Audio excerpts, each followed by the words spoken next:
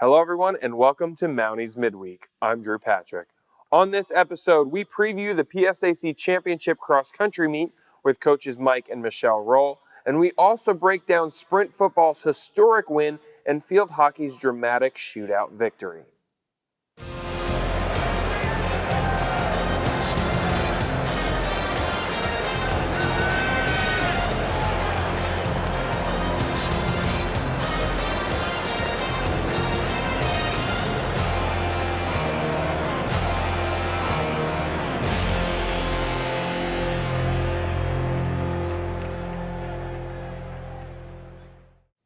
The sprint football team took on Cornell this past Friday.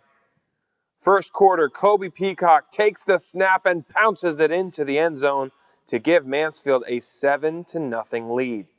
Then, later on in the quarter, Cornell trying to set up the screen, but Dajuan Buie gets in the way and makes a house call. Pick 6. Mansfield is up 14-0.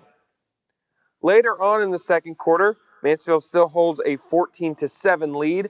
Mansfield going to punt, and they run the fake. Terrence Quaker is going to gallop 63 yards into the end zone. Touchdown for Mansfield. Later on in the game, after David Butler scores his first touchdown of the game, Cornell has the ball backed up on their own goal line, and Matt Robert shoots through the line and tackles the back in the end zone. That's a safety. Mansfield led at this point 29-6. And David Butler was fantastic. Adds his third touchdown run here to put the cherry on top of this game.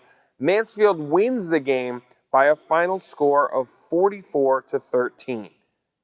It is the first win in program history against Cornell University, and David Butler, he led the way with 172 rushing yards and those 3 scores.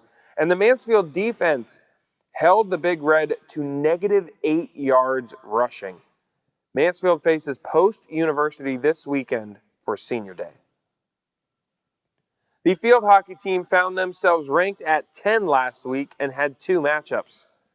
In the first match, they welcomed Slippery Rock on a rainy, sloppy day. This game was scoreless through regulation, overtime, and into the shootout. After the first round of the shootout, Mansfield needed the goal to win, and it was Christy Meyer. That is your game winner. Sarah Mae Riddell led the team in shots in this game, but it had to be decided in that shootout. The team then traveled to the number 2 team in the country, East Stroudsburg, on Saturday. The Warriors got the best of the Mounties, taking the game 6-1. Christy Meyer scored the lone goal for the Mountaineers. The Mounties battled Kutztown on Wednesday before returning home to take on nationally ranked Millersville University this Saturday. A record 5 seniors have been selected to represent Mansfield University in the annual Victory Sports Tours NFHCA Division II Senior Game on Saturday, November 23rd in Millersville. Dana Evans, Megan Griffin, Larissa Motz, Madison Walensky, and Brittany Ryan were 5 of just 38 seniors across the country in Division II voted to participate in the prestigious game. Mansfield's 5 seniors selected are the most in program history and the most from any one team in the country this season. Here was Coach Brittany Hansrow on what that accomplishment means to this program.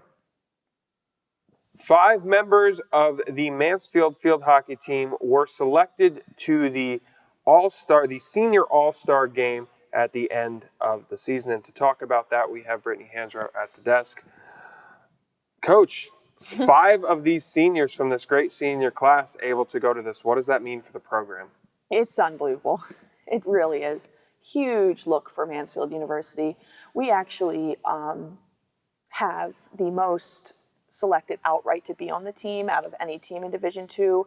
And I mean, that's new territory for me. That's new territory for Mansfield field hockey. But at the same time, it's like so deserving at the same time. So, but so we have 6 seniors. 5 of the 6 were selected the fact that we got 5 on is unbelievable, but so deserving. And all 6 were deserving. But other teams put up a lot of players as well. Like there was other teams that put up 5 or 6 or so as well. And it's hard to get selected to be on that team. So we got Brittany Ryan selected, obviously our goalie. She's leading the nation in save percentage, and she was an All-American. She's a 2-time All-Conference selection, so she's looking to have another really big year this year. Then we had Megan Griffin selected, a 2-time All-Conference selection, again, vying to be a third time consecutive selection. In midfield, Madison Walensky, she was the 3rd person selected, and she is an All-Conference player as well.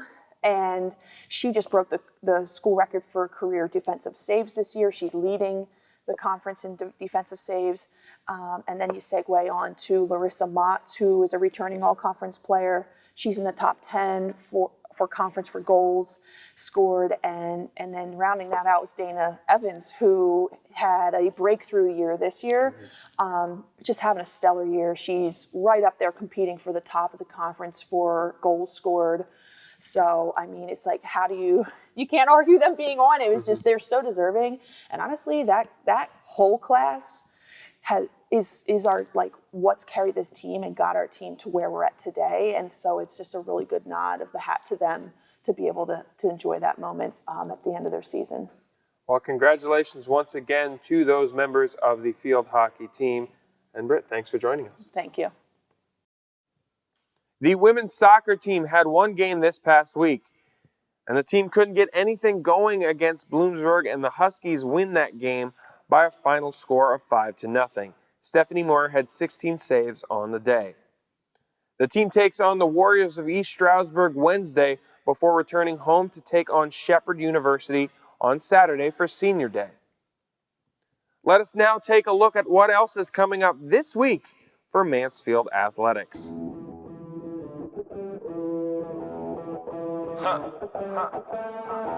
Welcome to Forever, man. Let's go. Come on. This forever. No surrender. Yeah. You know that this right here forever. And there will be no surrender. Don't go anywhere. When we come back, we preview the PSAC Championships for cross country. Don't go anywhere.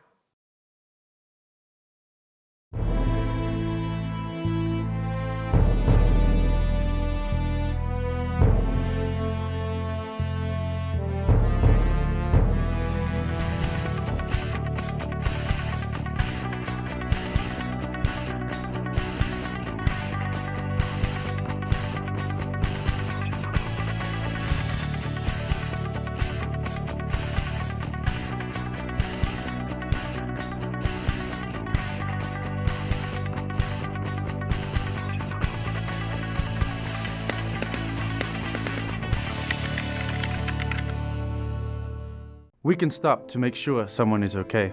Get in the way and disrupt the situation. Notify an authority. Or walk them home safely. We can change the language around rape. We can make campuses safer for our teammates, our friends, and our classmates. We cannot be bystanders. Taking action isn't always easy, but it's on us to intervene. Because we can. Learn more and take the pledge at itsonus.org.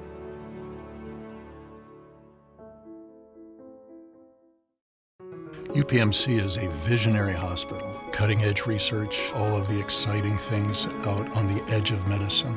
There's a challenge every day, and there's the potential to help. When given the opportunity to make a difference in someone's life, that's a tremendous feeling. UPMC's interest in bringing the best there is in the science and research and bringing that bench side to the bedside is what makes a huge difference. Life-changing medicine is not only medical treatment or surgical treatment, but giving patients hope.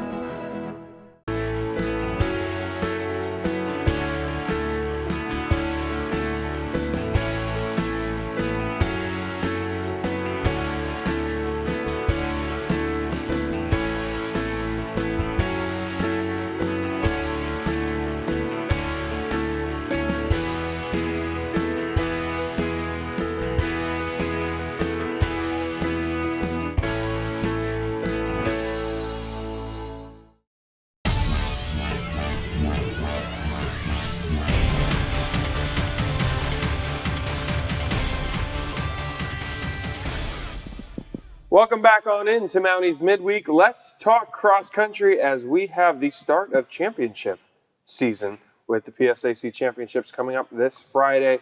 I'm now joined by Coach Mike Rohl and Michelle Rohl. Thank you so much for stopping by. You bet, Good Drew. to be here.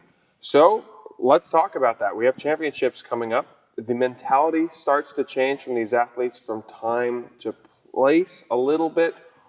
Where does that switch become in your training and setting training for these athletes?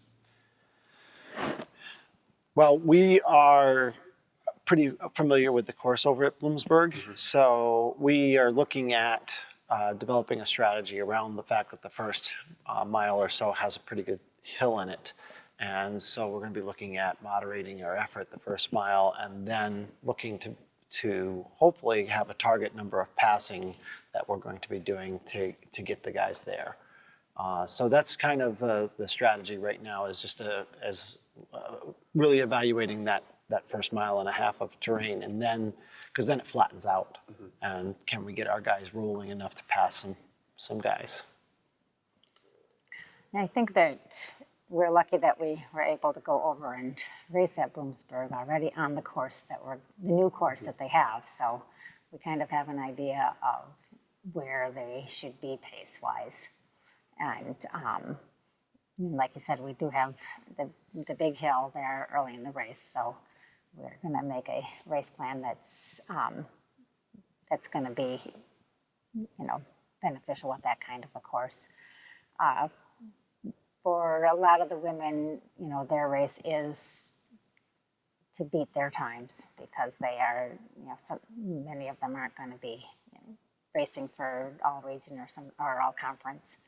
But it'll be different for Lindsay. Lindsay has a really good shot at all conference, and we want to make sure that she's racing for place and gets, the highest place that she can get. So how much of a benefit, you mentioned with the race plan, but how much of a benefit is the fact that you have run at Bloomsburg a couple of times this year going to be truthfully for these athletes? I wouldn't say it gives us as much of a home course advantage, but it does help us design an appropriate race plan. Had we not seen that course and not known that the first, hill was where it was at, then I think we could have made an error in terms of giving them their efforts in designing a race plan. So yeah, it's you get that right, the rest of the race will take care of itself. So. Yeah, it's good because they raced on that course and they made some mistakes, and we can see what they did and say, it'll be better next time if you're focusing on this part of the race and passing here and doing the things you need to do to move up. So that first hill that you guys are talking about, it's known as the hospital loop. Yes. So and you've ran it, so yes, you know. 100%. So what is the strategy when you go that hill? It's a big loop. It starts with a big downhill and ends with a really tough uphill. What is the strategy that you give your athletes and these runners to attack that kind of a loop?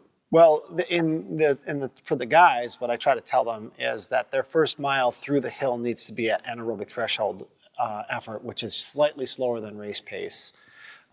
So, like for a guy like Quincy, who's expected to average about 5:15 per mile or a little bit under, we'll be looking at being around 5:20, 5:22 for the first mile to adjust for that grade. And if he gets that right, then he's in a good position the rest of the race to run people down from behind. If a guy were to go out on that course, let's say they were supposed to average 5:15 and the races go out quick, and they go out at 5:05, with that hill in there, it's more like running a 4:55. It's 10 or 12 seconds. So that puts them into a lot more debt in the first mile. And so we're hoping a lot of people do that because of what they'll do is they'll get rolling on the downhill and then they'll try to charge the uphill early. And there's still 20 minutes of racing after that. So we're not going to be charging the uphill. We're just going to go at it pretty steady and strong. We're never actually concerned about hills anyways. We don't even do hill training. We just go out and run easy, and we're running up hills all the time. So we're never really worried about that. Yeah, like he said, it is important not to push that hill hard in the beginning of the race, but I also think it's important to focus on a good pace at the top of the hill. And the portion right after Hospital Hill is where they need to focus on passing people, not up the hill, but at the top of the hill. And I mean, that's a hard thing to do. I know as a runner to be okay with being passed, especially going up a hill. You want to keep pace with them. I think you guys have done a really good job with that. But there's a lot of young people on your teams. There's a lot of new athletes on this team. Switching into that championship season, and maybe it's a little easier because you said on the women's side they're still going for time, but with the newbies and the new faces on this team, what have the upperclassmen really done to help them understand that there has to be a little bit of a switch in gears? I think for the men's team, really there hasn't been much of a problem, with that.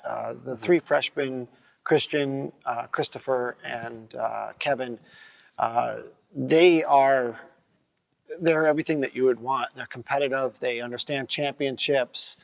Kevin came from a really well-coached program. Both Christopher and Christian are just very coachable athletes. They follow directions really well. So I don't think there's been any problem with that. They know the importance of this. They all three plus Quincy have a legitimate shot at being all conference. Right now they're sitting on the projection list at about 30th for Kevin, which is all conference, and then within 10 seconds, Christian and Christopher are sitting at projections of about 38 and 42. They are rapidly improving over the last 3 weeks. We took a week off from racing and trained. They did some phenomenal training during that time, and now they're also coming off of that, recovering, and the reports I'm getting back from them over the weekend are that they're feeling really good again. Their legs are freshened up. So I don't think there's going to be any issue with that. Our training is very carefully planned, so whether they are mentally ready or not, they're physically going to be ready. And unlike a lot of people who don't know anything about athletics, it is not 90% mental. It is 90% physical. You have to be physically ready, and they will be. So on the men's side. Yeah, I think the women are peaking nicely right now. We're just trying to keep everybody healthy and ready to be on the line healthy. And I think that Lindsay has been guiding the team all season long, trying to get them on board with, this is your pace, running your pace is important, and they're learning. They are all, just a bunch of freshmen, and they are definitely learning. They want to do it right. So we'll see. Some of them are better at it than others. We'll see what happens. But like I said, they've run the course before, so they know what to expect. One last mental thing for this. Of course, this race is on a Friday. You guys have all season long had a race on Saturdays. Right. Does that have any impact on the athletes when it's a day earlier? No, because when we didn't race, which was more Fridays than we did race Saturdays, we were doing really hard workouts on Fridays. So we're already in that pattern. It's actually, they might race a little bit better because of that. So, we're not overly concerned. Now they are excited, and they've got a little bit of a chip on their shoulder. No one knows exactly how good we are because we haven't had all of our top 5 run a good race on the same day. So it's not very different than the 2013 team where, except that everybody knew they were good and they were gradually going up in the rankings, but we're unranked right now, and I don't think that's going to be the case after the race. And they really want to prove that we have a good cross-country program, that we can be a good cross-country program, and like I said, they're little chippy right now. So it's always good though to have that fire in them. So let's talk about the projected top runners on each of your team. Quincy coming back, I know he was a guy at the beginning of the year who definitely wanted to take that next step. A great performance last year and felt like he can progress up to the top. What do you expect from Quincy in this race? We're looking at a top 15 finish from Quincy. He does come on in the season late, and he's a good championship racer. He's running about where he was going into the conference meet, and of course last year nobody saw Ryan and Quincy coming. So this year they might be looking out for them a little bit more, but we'll see. He struggled with an ankle injury from 2 years ago. It's really bothered him on the downhills, but he is healthy, and it doesn't bother him on the flats and on the uphills. So we'll have to see, but definitely a top 15. For the three freshmen, if all three of them hit it on the same day and they have continued on the improvement curve, we could be looking at having them be second team all conference, which would be the first time we've ever had 4 individuals or an all conference. So, but they've got to get the job done that day. And, you know, if they don't, they're going to miss it by just a little bit. It's going to be one of those things where it's either going to be, they're going to be 20 in the 20s or they're going to be in the 30s. And that could be 5 seconds. Because, you know, it's 2 people per second at that point. So you've really got to be on. So. And then on the women's side, Lindsay has had some great performances this year. What is going to be the key for her to continue that? Lindsay also has a shot at top 15. I think that she could definitely be second team all conference though. Top 15 will be first team all conference. She's right on the edge. She could do it. She could have a great race and not do it. So we're just going to, you know, focus on doing what she can do and passing as many as she can. But it would be great if she could be top 15. And that would be her ultimate goal. For the rest of the girls, like all season, I have not focused on team scores because it's not a thing they can control. I'm just focusing on their development and making them faster. And so for the rest of the team, I want to see their best performance out of them. And they are really growing and they're getting faster. And I think that they can, and also I always like to compare them to, you know, this is where we are this year. Last year we were here, so we're better than last year. And as long as we keep getting better than last year, we're going to climb our way back up there with this team. Well, the PSAC Championships this Friday. Thank you both so much for stopping by. You're welcome. Glad to be here. And Mounties Midweek continues after this. Do not go anywhere.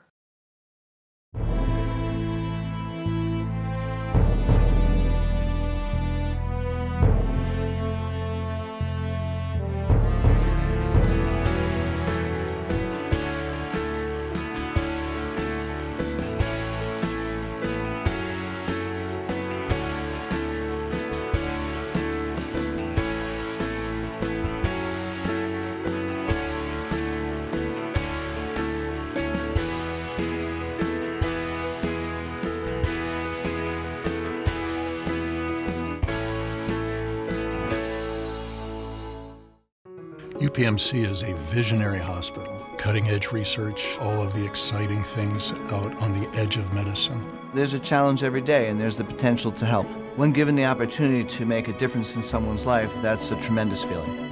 UPMC's interest in bringing the best there is in the science and research and bringing that bench side to the bedside is what makes a huge difference. Life-changing medicine is not only medical treatment or surgical treatment, but giving patients hope.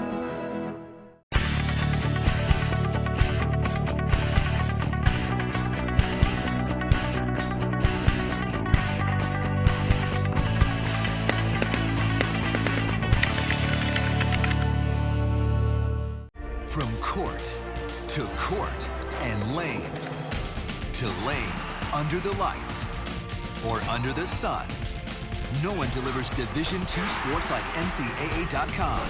The center of D2 is inside the NCAA.com hub with exclusive highlights of every sport and live broadcasts of every Division II championship found nowhere else.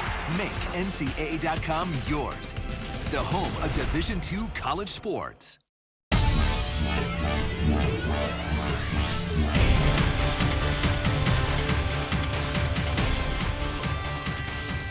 Welcome back here to Mounties Midweek. Let's talk field hockey now as we have freshman Hannah Meyer at the desk. Thanks for joining me. Thank you for having me. So let's talk about last week. It was an emotional week, starting, of course, with that excellent game against Slippery Rock. First of all, let's talk about the weather, because the weather was a huge factor on it. It was spitting rain all game long. What do you have to do to kind of counteract that and stay focused on what's happening in front of you? Well, you really just have to ignore it. You have to just think, oh, what am I doing here? What am I trying? Like, think of the game. You know, my stick was slipping out of my hand, so whenever I had a break, I was like wringing out my grip, making sure I could still hold it. And you just got to make sure you're still on it. So if you're cold and you're miserable and you can't see where the ball is, but then all of a sudden it's right in front of you, you just got to check back in and make sure you're ready to go. And along with that, it was probably as close as you possibly can be, going all the way into a shootout. Walk me through that playoff, or not the playoff, the extra time moments where there's less people on the field, the rain is still a factor. What do you have to do in that aspect to stay focused and to hold your spot, especially when there's less people, to really be able to bail you out if you get out of position? Yeah, well, overtime's tough. That was actually my first time playing real overtime. I'd only played it in preseason when our scrimmages, and I'd never played it in high school or club or anything, so it was definitely new to me. I tried to play it more like the indoor game, I guess, because of the less people, so it's more similar to that.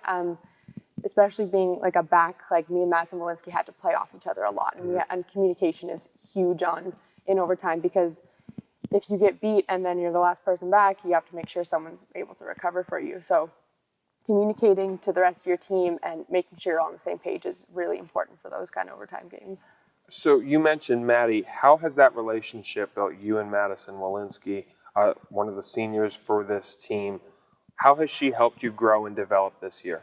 Oh, she's absolutely amazing. She's one of the most intelligent center backs I've ever played with. She's giving me so much advice during the games. She's always like a calming presence, I guess I would say. During a game, if I feel like I don't have a pass, she's like, just take a look, see what you have. I'm back here if you need a pass. And like on and off the field, she's been so great helping me like at practices, and she's really amazing. I'm really glad to have her. So second shootout, you're down to the sudden death shootout. Christy Meyer makes that shot. What goes through your head right away? Obviously, you all attacked her. Yeah. But what's going through your mind when she makes that shot? Oh, well, I was nervous the whole, like the two overtimes and then the shootouts, and I was just like, I couldn't even watch it. Like I was just like looking down. I was like, oh my gosh, just please score, please end this. This has been so long.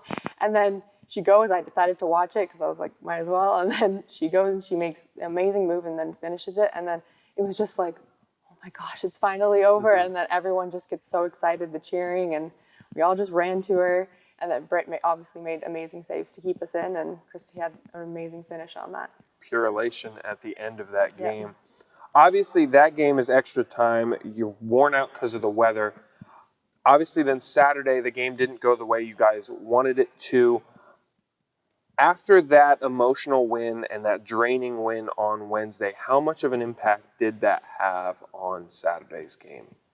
I think we were just, coming off like a high of the win, and we were so excited. We're like, oh yeah, we're getting this momentum going, and I think we might have gotten a bit too comfortable, and that's why the game on Saturday didn't go quite as we planned. It was definitely a wake-up call for us, coming off such a good win, and then going to a big loss. We were just, I think we weren't right in the right mental state for it, but now I think that will make us in the right mental state for the upcoming games. So how do you use that? How do you use that game that got away from you guys as motivation, or sort of that turning point of the year? Well, we definitely will use the feeling we all had after the game was done and coach was talking to us, and we were disappointed in ourselves. We never want to feel that way again. So we're going to use that. We're going to work extra hard at practices, extra hard during our warm-ups, extra hard during our games, because we never want to feel like that again. So it was definitely like, we want to feel the way we felt in that Slippery Rock game coming off that win, rather than feeling the way we lost in the East Stroudsburg game. So last week you also earned a a little pretty number next to the name of the university, being ranked. Obviously, this being your first year here, but what did that moment mean to you? Oh, it was incredible. Like I'm seeing, on Instagram, all the polls and everyone's getting ranked, D1, D2, and just seeing our name up there. I saw it on in the morning, and I was like, oh my goodness, we're number 10 in the nation. That's crazy. It's so cool to see that, to see how much effort we've gone to since preseason. All the hard work we're putting in to finally see it as a number on the screen was really amazing. And you come to Mansfield, kind of probably the most unique situation on the team, from Canada, part of the indoor Canadian national team. What was that experience like for you, and how did that help in the transition? Because there's big differences between the indoor and the outdoor game, but how did playing on the national scale like that help you develop here at Mansfield? Definitely the help of the older girls on the team, on the national team. They were really, and the coaches, everything. They were getting me really prepared for playing on, a bigger stage rather than just club and field hockey. This isn't, a national team. You have to be prepared for it. And then it was kind of similar coming in, to the University Division II. It's the same. It's a big stage. It's bigger than I've ever played on before. So definitely getting the experience from that, playing against other international teams, kind of helped me prepare. So I was maybe less nervous coming in because I had already played, the high stakes. So I was able to come in. And like I said, indoor helping with the overtime and everything like that. So basically just, implementing the skills I've learned in indoor and bringing it to the outdoor game. And so I'm also very fascinated. So what brought you here to Mansfield? What was the thing that stood out that made you say, this is where I want to spend the next 4 years? The biggest thing was probably how close it was to home. It's really nice for my, my parents, the rest of my family to be able to come here, watch the games, visit me. But also the program, I could definitely see how much it was evolving while I was looking at it, and how coach was, getting it together and everything like that. I could see that there was a really good future for the program, and I really wanted to be a part of it. So you guys are starting to run into the gauntlet here at the end of the year. A lot of nationally ranked teams. I mean, this conference, it feels like everyone is nationally ranked in this conference. It is so good. What do you guys have to do? Obviously, a game against a nationally ranked team in East Stroudsburg didn't go your way, but what do you have to do to really get that signature win on the year? Well, we really need to start putting more of our focus in at practices. Those are our times when we have to be focused and come together as a team, because if we don't use our practices, then our warm-up is going to be affected. And then if our warm-up is affected, then the game is affected. So we need to make sure we're focusing in all the time, and really need to make sure that, we're keeping each other accountable, focus-wise, and making sure everyone is on the same page for that. So 2 opponents this week, both ranked in Kutztown and Millersville at the end of the week. Let's start with that Kutztown game. What do you expect from that team, and what is going to be the key? They're definitely going to be a high-pressing team. They're going to put a lot of pressure on us. They're going to probably maybe take the advantage of us coming off of such a big loss. They're going to be like, oh, they're weak, so we're going to try and use that against them. But we really need to make sure that, we're prepared for that. Watching game film, getting ready at practice today and everything. So we really need to make sure that we're prepared for such a high-press team, making sure our passing game is on. And then obviously playing on different surfaces, we're going to have to make sure we're ready to play on the Kutztown surface when we're there. And then Saturday coming up, of course, it's senior day. There's a lot of other things going on the campus that day. Senior days for you guys, for soccer, for sprint football. It's going to be a jam-packed day. You luckily have the early game, but what do you guys have to do, again, to ignore the outside stuff? Let the seniors have their moment, but then switch the focus onto the game. Yeah, we definitely need to let the seniors have their day, because we're going to miss them a lot next year. They're really important to our team. So we just have to make sure that, the seniors are there. We want to play for the seniors, like everyone who's not a senior. We want to make sure we're giving them the best game we can. And just to, if we're focusing up, we have, gifts for them and stuff like that. So we have to make sure once we're done with that, then once we're in the locker room and everything, celebration, we just have to focus on the game, and then we can celebrate after. All right. Well, Hannah, thank you so much for stopping by. Thank you for having me. And Mounties Midweek rolls on after this. Do not go anywhere.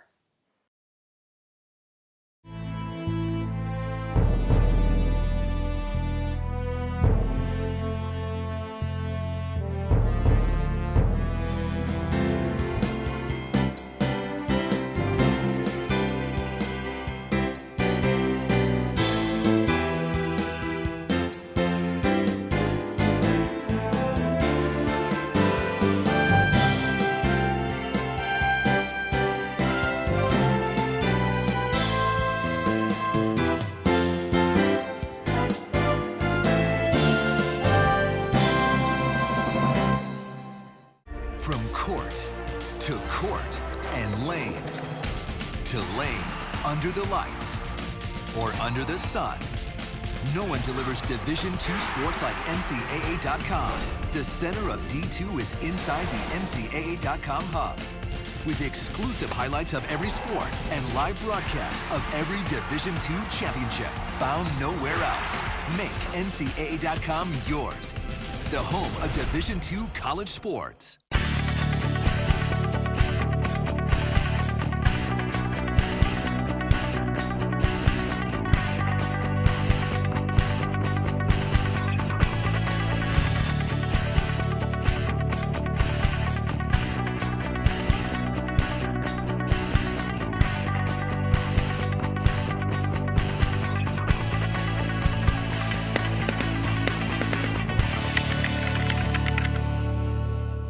Changing medicine is not only medical treatment or surgical treatment, but giving patients hope.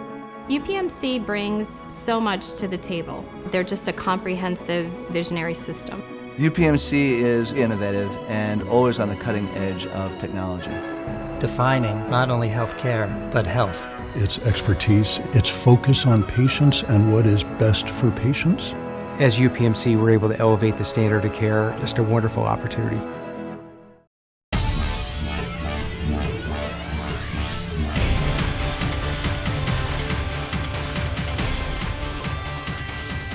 Welcome back to Mounties Midweek. Let's switch gears and talk sprint football as we have two of the vocal leaders on the defense in Andrew Schwenk and Dajuan Buie. Thank you guys so much for stopping by here. Thank you. Thanks for having us. So speaking of a statement and a statement game you guys felt you wanted to make, that last week game, Cornell. It was the first time this program has beaten Cornell.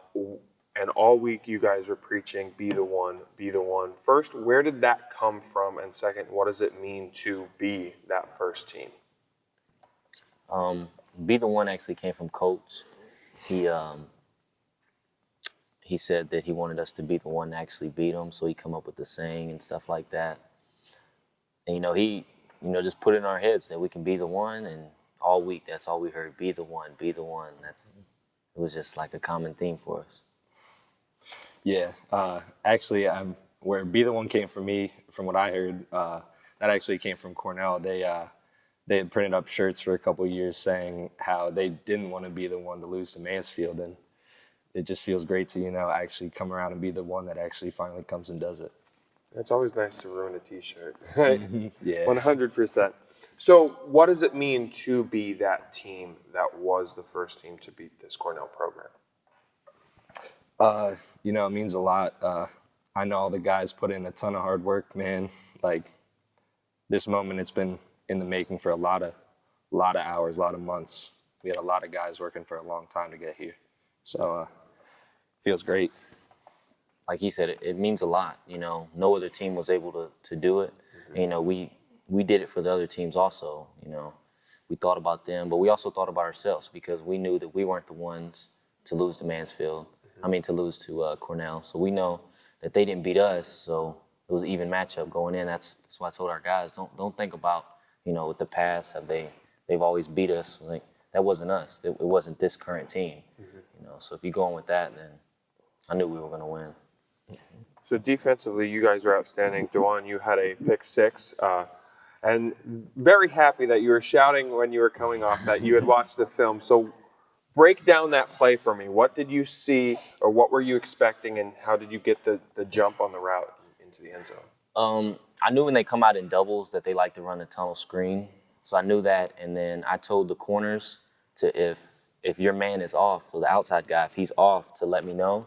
And Terrence Quaker, who was our corner, he yelled to me and said, he's off. And then I also heard Coach Pulio yelling, screen, screen, screen. And so I seen he was off, and I just followed him, and our D-line was like pressuring the quarterback. They were about to get the sack, and so instead of taking the sack, he just kind of threw it, and it just fell right in my hands. Mm-hmm. And how do you feed off the energy of when your defense, when you're able to get a score defensively, how does that expand through the whole defense, and how does that bring up the excitement and the energy of the defense? Yeah, our defense, man, we really thrive off each other and each other's energy. And I think we got a great group of guys that they really come and rally around each other, especially when we're doing well. First time anyone makes a play, first thing you see is 2-3 guys coming up, congratulating him. And that's what I love about this defense, man. Like, that's just why we feed off each other, really.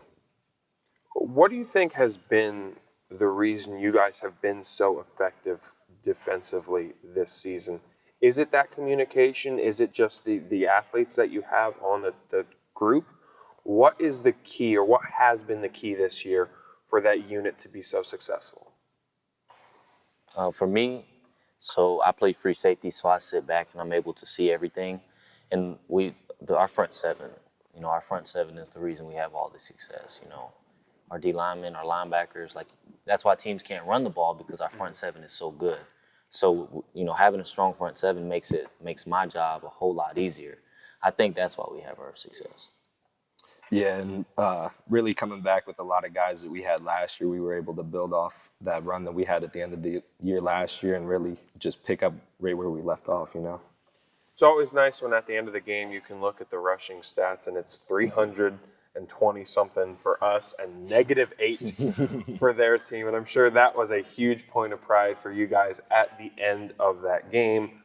One last thing on the pick. Of course, after you got the pick six, you came to the side, and I guess we guys have a turnover chain now. The big chain, the pickaxe, which, by the way, that's insane. So whose idea was the turnover chain?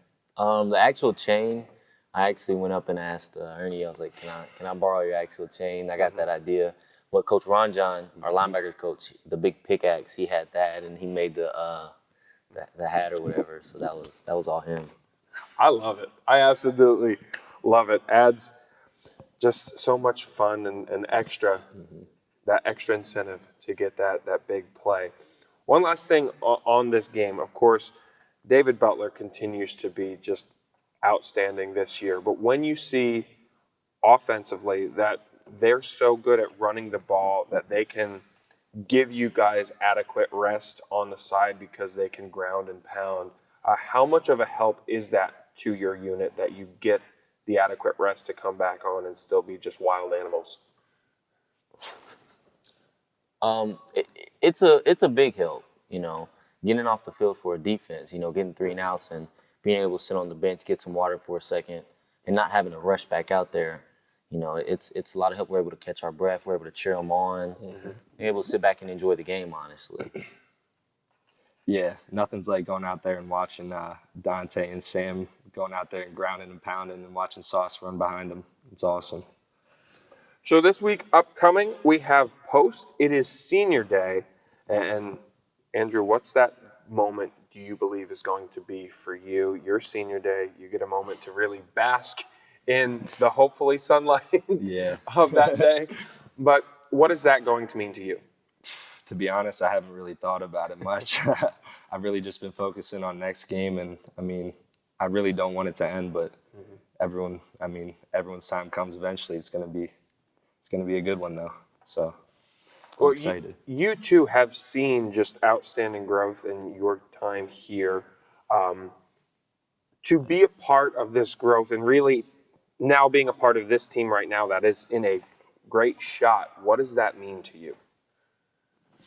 For me personally, that's one of my favorite things about the team this year and throughout the past couple of years is just seeing the growth every single year. And it really comes down to all the guys that we recruit. We bring in guys that really want to come in and commit to the team and buy in. And it's really just changed the entire culture around here. And that's something that's been just huge for me. And Dajuan, when you came in, you talked to these upperclassmen who have told you about some of the tough times. You came in early, too, so you saw the spring right before the real turnaround season last year. What have you seen in your couple of years here that has led to this real big turnaround and turning point for Mansfield Sprint football? Well, one thing I used to hear a lot was, the team was not together. They were not one. People kind of did their own thing. And, the coaches, the captains, we've all got together and we talked about, we have to eliminate that because we have to be together. Like Coach says, all oars in the water. So we all wanted to be one. And you slowly seen it. Last year it took a minute, but it was slow. But this year it was like we jumped right into it. Like everyone's together. Like it's just a brotherhood. Seriously, like it's like a bond that's unbreakable. And going forward to this week, I already mentioned it's senior day. Post is the opponent. Obviously, you guys are excited about the season and how your record stands. And we have a potential huge game coming up in a week. So this game has the potential to be a trap game if you look at just their record and base it on just their record. What do you guys have to do in the week of practice in the film room to really focus in on this game and not let it be a trap game? Well, I mean, for us personally, I don't think there are any trap games. I mean, we had a lot of guys on the team last year that played this same team, and we played them really close. We might have got the win, but it was a hard-fought game, and I think everyone knows that coming in, and we know what it's going to take to come in and beat Post. I mean, we all have the same goal. We all want to play in the championship game. So that's our main goal. And we realize that, you know, this is a division game and this is playoffs. So we're treating it like it's playoffs. We're treating it as if we're playing Alabama or Clemson. Like it doesn't matter to us. I get it that it's Post and, you know, they may have a horrible record, but we're not looking at that. We're looking at them like they are Army or they are Navy. You know, we're treating them just like that. So what were some of the things early in this week of practice that you have seen, or some of the things you're going to have to key in on for this Post team? Well, I think we're really going to have to key in on the passes. They run a lot of screens, so we're going to have to get used to that. I think we've done a good job against the screens this year as a whole, but it's going to be a different test this week.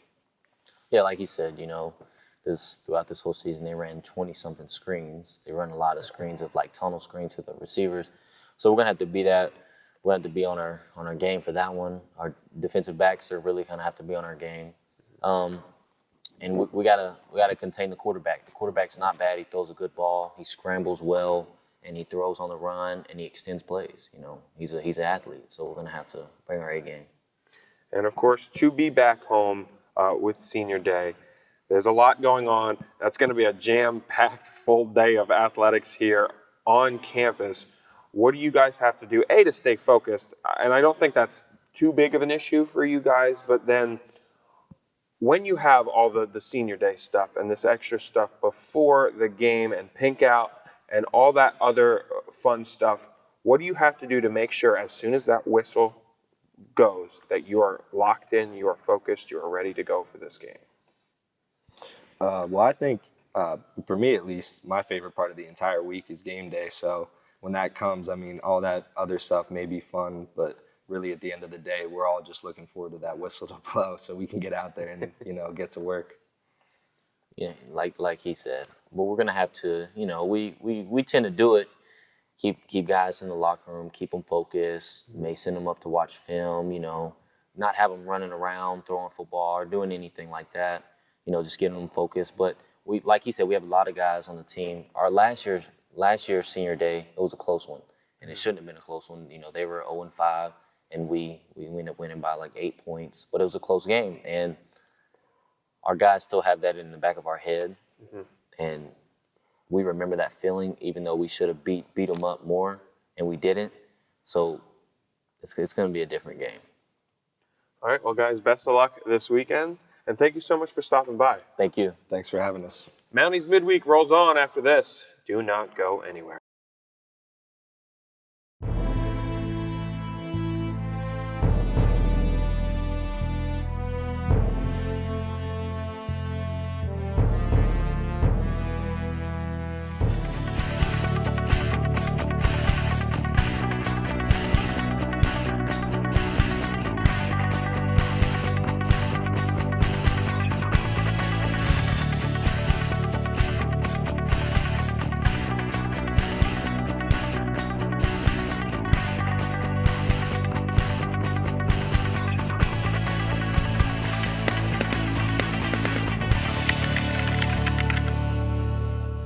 We can stop to make sure someone is okay.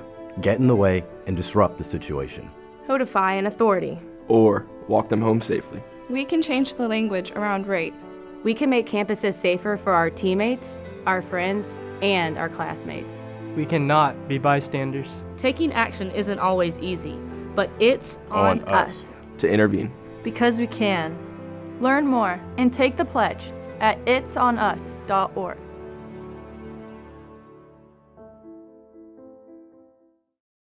UPMC is a visionary hospital, cutting-edge research, all of the exciting things out on the edge of medicine. There's a challenge every day, and there's the potential to help. When given the opportunity to make a difference in someone's life, that's a tremendous feeling.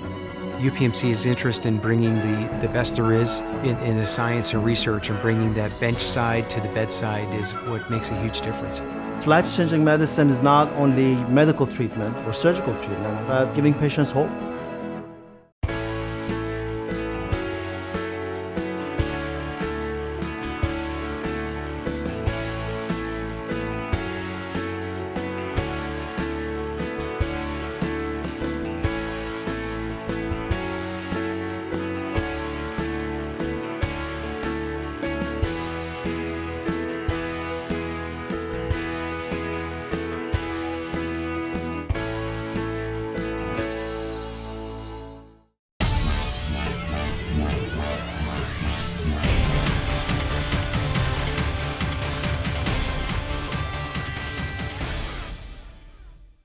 It is now time for Play of the Week. Last week, we had 2 plays for you, and based on your votes, this was your winner. This week, we have 2 other great plays. The first one comes from Friday, Terrence Quaker. This is a fake punt. He's going to go down the sideline 63 yards for the touchdown. That play is against this play from Wednesday and Christy Buie. Stepping forward. Quick cross. Meyer. This up, and this one in for Christy Buie, and that's going to be your win. That is an outstanding play and an even better celebration. You vote on Twitter for which one of these plays is your pick for Play of the Week, and results will be revealed next week. That's going to do it for us here on this show. To stay up to date on all things Mountaineer athletics, head over to GoMounties.com. Thanks for watching, and we will see you next week.